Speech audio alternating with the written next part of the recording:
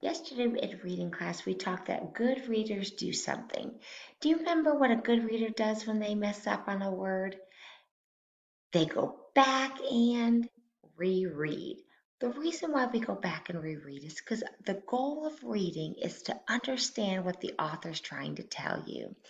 And so today we're going to focus on a different part of reading. We're going to focus on a story element called setting. And we talked already that there's different genres. We didn't use that big word yet in first grade, but there's different types of books or different types of genres of book. Now, the book that tells us facts and is true, what kind of book is that? Nonfiction, right? That's a true story or factual book. It's not fake, so it's nonfiction.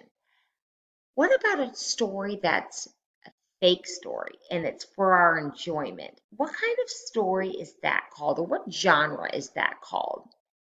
That's called a fiction, right? It's a fake story. Now, when you're reading a fiction book, there are different elements in it that a good reader will notice. And they'll notice it because it helps them understand the story better and it'll help them comprehend what's going on in the story.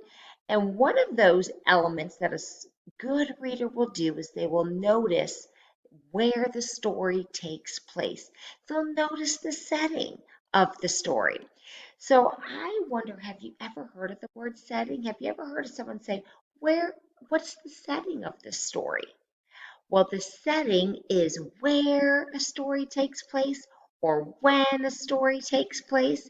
And today I want us to watch this video and I want us to understand a little bit more about setting in a story. And the reason why we want to know about the setting is because it'll help us understand the story better. Story elements are the different parts of a fiction story. The setting is an important story element. Can you figure out the definition of setting from the following examples? The setting might be a hot, sunny day at the beach during the summertime. Or it could be a cold, rainy night at a haunted house. Okay, so let's look at the first one. Where does the story take place, or the time that a story takes place? Look at the first picture. We can tell that it takes place at a beach, right? But also inside or outside. Outside is the setting. Daytime or dark? Night. Daytime or night, I guess I should have said. In the day. But let's look at this side of the screen. Let's talk about the setting there. Daytime or night? Night, and that's part of the setting. It'll help us understand the story better if we know what's the time of day the story's happening. And we could tell it's the night by the moon. Inside or outside? That would probably be inside, right? Because we see the house. And what type of day is it? Look at the clouds. It's a rainy day. That's all part of the setting.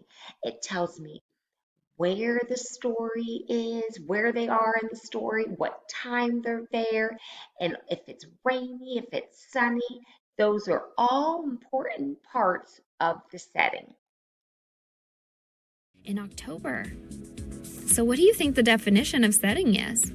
Pause here to think, or keep watching to find out. Setting is the time and place of a story.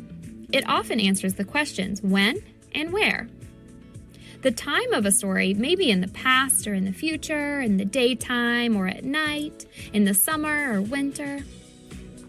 A story may take place in a school, in a jungle, in a big city, in the desert, or in a variety of other places. We can also use adjectives or describing words to tell about the setting, like if it's sunny, cold, bright, busy, or spooky. You can determine the setting of a story by looking at the illustrations and finding information in the text. Let's try it. I was walking in the park on a warm day. Okay, so let's look at this. I want to see if I can move there we go. This is kind of off the words there. I was walking in the park on a warm day. So let's talk about where the story takes place, the time the story takes place, and any descriptions that talk about that time using this picture and these words. Because remember, the words will help you, but also the pictures will help you, the illustrations will help you. So I was walking in the park on a warm day. Where are they? They're at the park. So that is part of the setting. But are they inside, outside? Outside at the park. Let's look at the pictures. We see sun, the bird. We see she's wearing jeans and a short sleeve shirt. I wonder what season this is. Maybe spring, could even be summer, right? Spring or summer day. So that was not in the story. That was not in the words, but the pictures helped me realize that it was probably like a spring day, maybe a summer day. Very good. So those are all things that describe the setting. Now, why again do I need to know what the setting is? It helps me understand the story better. And when we read, the purpose of us reading is so that we can get what the author's trying to tell us so that we can comprehend the story. So let's keep watching and see what she says. How would you describe this setting? The text tells you I'm in a park, it's warm, and it's daytime. The illustration shows flowers and birds and the sun. I think it might be spring. So we could describe the setting as a warm spring day in the park. So remember, setting is the time and place a story happens. What settings have you seen in stories before? So this week you were introduced to the choice board, and on your choice board, one of those choices, when you click on a number, it's going to bring you to something for setting, and it's going to have a paper for you to fill out. But I want you to read a book this week and be noticing the setting. Where does the story take place? So again, did it happen in the house? Did it happen at the park? Did it happen in the rain? Did it happen in the daytime or nighttime? Those are things I want you to be looking at because it's going to help you understand the story better. Where you can go ahead on Epic and read the book. When you get to that choice board, if you don't click on that choice today, that's okay. You don't need to work on it today. But one day this week, you will end up clicking a number that'll lead you to a paper that talks about setting.